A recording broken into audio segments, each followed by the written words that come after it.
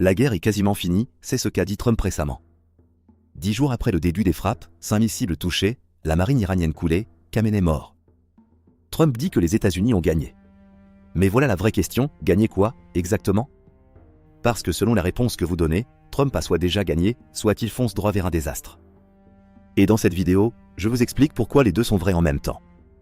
Pour comprendre où on en est, il faut rembobiner rapidement. Le 28 février 2026, les États-Unis et Israël lancent des frappes coordonnées sur l'Iran. Côté américain, l'opération s'appelle Epic Fury. Côté israélien, Roaring Lion.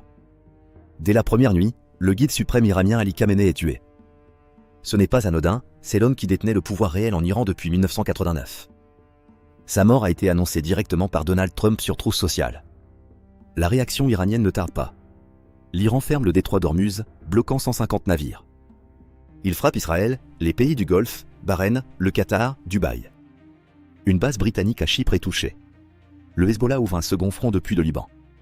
Quand Trump a lancé l'opération, il a énoncé 3 objectifs officiels. Regardons-les un par un et donnons-leur une note honnête. Objectif 1, détruire les capacités militaires iraniennes. Sur ce point, les résultats sont impressionnants.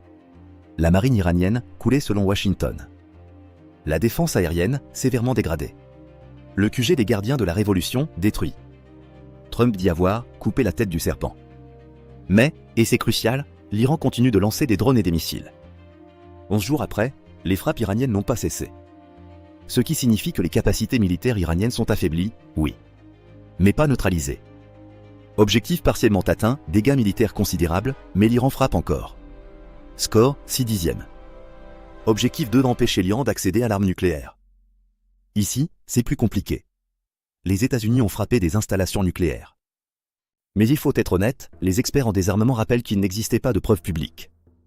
Qu'au moment des frappes, l'Iran cherchait activement la bombe. Et surtout, frapper des installations nucléaires ne les fait pas disparaître.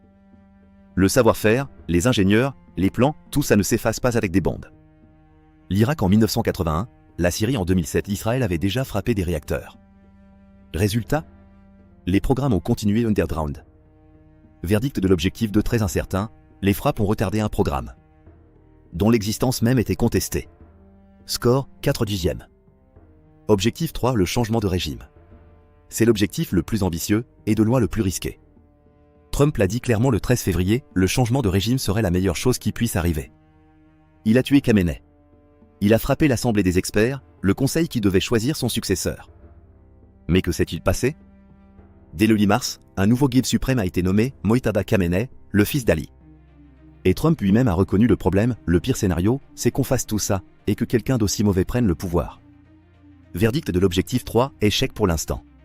Un nouveau Khamenei est déjà en place. Le régime n'a pas changé. Score, 2/10. Revenons à notre question de départ. Peut-on dire que Trump a gagné ?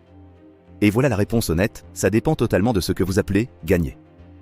Si, gagner, signifie frapper fort et vite, détruire une partie de l'appareil militaire iranien, tuer le guide suprême en poste depuis 37 ans et afficher la puissance américaine, alors oui, Trump a gagné. Les résultats militaires à court terme sont réels. Mais si, gagner, signifie obtenir un Iran pacifique, un Moyen-Orient stabilisé, la fin du programme nucléaire et un régime changé, alors non. Et Trump le sait. Il n'a aucun plan public pour l'après. Il a lui-même admis qu'il ne savait pas comment la situation allait évoluer. Il y a un précédent que tout le monde devrait avoir en tête, l'Irak en 2003. Saddam Hussein a été renversé en 3 semaines. George Bush avait déclaré mission accomplie sur un porte-avions. Et la guerre a duré encore 9 ans. Ce n'est pas une comparaison parfaite. L'Iran n'est pas l'Irak. Mais la logique est la même, détruire est toujours plus facile que reconstruire. Et aujourd'hui, 43% des Américains désapprouvent ces frappes, contre seulement 27% qui les soutiennent, selon Reuters. La vraie bataille ne se joue peut-être pas là où Trump regarde. Elle se joue dans ce qui va se passer dans les semaines et les mois à venir, qui va vraiment prendre le pouvoir en Iran. Est-ce que Mojtaba Khamenei va consolider son autorité, ou est-ce que le chaos va créer une ouverture ? Est-ce que le détroit d'Ormuz va rester fermé ? Mais il faut être honnête, on ne sait même pas avec certitude si Mojtaba Khamenei est encore vivant. Il n'a pas été vu publiquement depuis la mort de son père. Cora, sa femme et sa mère ont été tués dans le même bombardement qui a tué Ali Khamenei. Et selon des informations difficiles à vérifier, il aurait lui-même été transféré en Israël, gravement blessé. Feedspot Israël confirme qu'il aurait été blessé lors de la frappe, sans aller plus loin. Les gardiens de la révolution, eux, maintiennent qu'il est vivant, parce qu'ils ont besoin d'un guide pour légitimer leur prise de pouvoir. Selon le sociologue Didier Idjadi, pour beaucoup d'Iraniens, il est tout simplement mort. Autrement dit, le nouveau guide suprême de la deuxième puissance du Moyen-Orient est peut-être un homme qu'on n'a pas vu depuis 2 semaines, et dont personne ne peut confirmer qu'il respire encore. C'est ça, la réalité du pouvoir à Téhéran en ce moment. Alors, Trump peut-il gagner contre l'Iran?